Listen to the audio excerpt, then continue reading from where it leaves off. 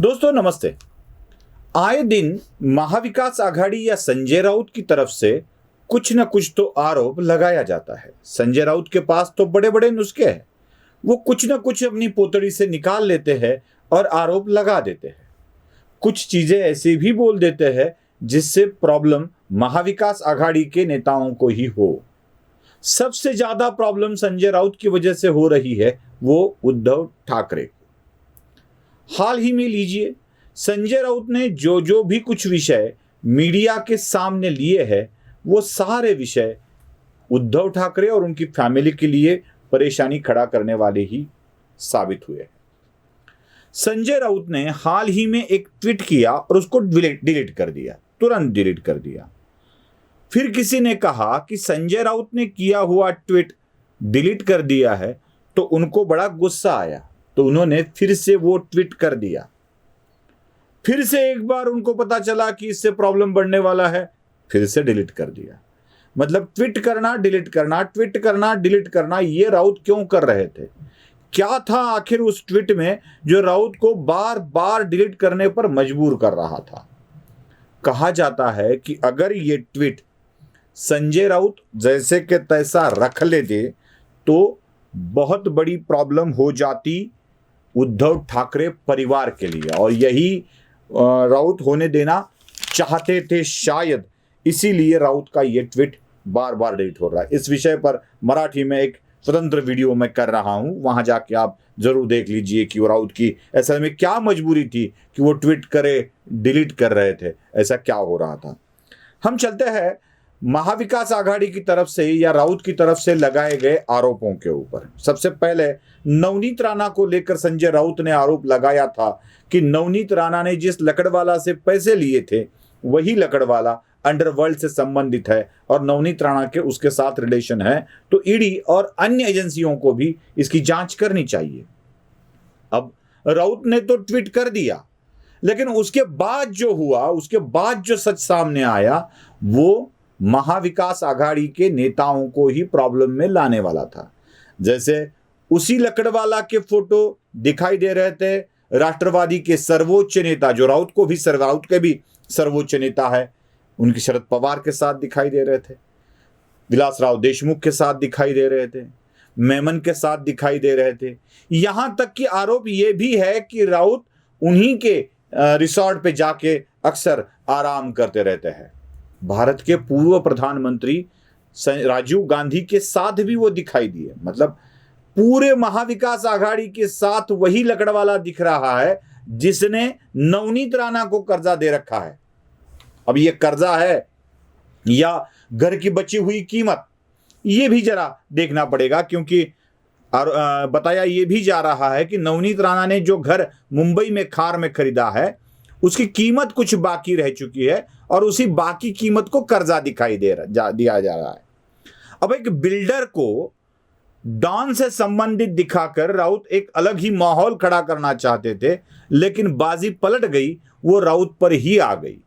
अब ये तो पहली बार नहीं हुआ है दोस्तों, ये ऐसे पहली बार हो रहा है और ये बार बार राउत ऐसा कर रहे हैं, ऐसा ही हो रहा है। देखिए, मैं आपको एक चीज बताता हूं। जब राउत ने शिवसेना भवन में प्रेस कॉन्फ्रेंस की थी तब उसमें राउत ने रश्मि ठाकरे की प्रॉपर्टी का जिक्र किया था, बंगलों का जिक्र किया था, इनविजिबल बंगलों का, और एक जिक्र किया था पाटनकर वाली जमीन का मामला। अब ये बंगलों वाला मामला भी रश्मि ठाकरे के लिए गले की हड्डी बन चुका है और पाटनकर वाला मामला भी गले की हड्डी बन चुका है। पाटनकर की तो प्रॉपर्टी जब्त हो गई है। मतलब राउत एक रास्ता दिखा रहे हैं जांच एजेंसियों को या शिवसेना के विरोधी पार्टियों को, जो सीधा जा करके अटैक करे ठाकरे परिवार के ऊपर ही। ये वाला ट्वीट भी जो पहले मैंने बताया था, ये वाला इसी तरह का ट्वीट है जो बीएमसी तक जाएगा और बीएमसी के एक प्लान से लेके मातोश्री तक पहुंच जाएगा। ये वही वाला मामला है। बस इतने पे नहीं रुकते हैं, जरा आगे चलते हैं। रियाज भाटी को लेकर ही ऐसे ही आरोप किए गए थे। रियाज भाटी को तस्वीरें कुछ दिखाई गई थी भारतीय जनता पार्टी के नेताओं के साथ। अब यही रियाज भाटी हमें उद्धव ठाकरे के साथ दिखता है, आदित्य ठाकरे के साथ दिखता है, वो राष्ट्रवादी के शरद पवार के साथ दिखता है। अब आदित्य ठाकरे के साथ दिखने वाला, उद्धव ठाकरे के साथ दिखने वाला, शरद पवार के साथ दिखने वाला ये रियाज भाटी असल में एनसीपी का कार्यकर्ता निकलता है, जो ऐसे ही पॉलिटिकल लोगों के साथ अपने संबंध बनाए रखने के लिए घूमता रहता है। कभी इस गली तो कभी उस डाली, कभी इस बात तो कभी उस बात, कभी इस गली में तो कभी उस गली में। जैसे लड़कियों के ऊपर लाइन मारने वाले लड़के होते हैं ना, जिस गली में लड़की है उस गले में चले वो लाइन मारने के लिए, वैसे ही रियाज भाटी जैसे आदमी होते हैं, जहां पैसा है उस पार्टी के नेताओं के पीछे वो लगे रहते हैं। अब ये रियाज भाटी के कनेक्शन सिर्फ बीजेपी के नेताओं के साथ नहीं दिखाई दिए, बल्कि एनसीपी और शिवसेना के साथ भी दिखाई दिए।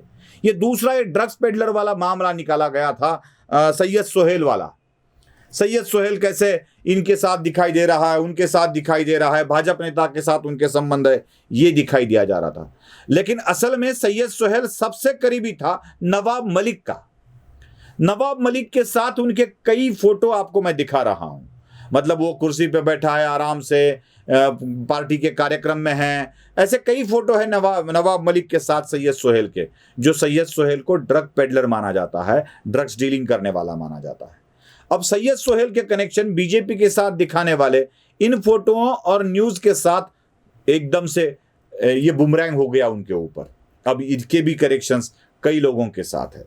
चीकू पठान वाला एक मामला उठाया गया था। ये चीकू पठान नाम का व्यक्ति है जो बहुत ही भाजपा नेताओं के साथ बहुत संबंध बनाए रखता है, लेकिन ये चीकू पठान की असलियत ये निकली कि ये अनिल देशमुख का बहुत ही करीबी निकला।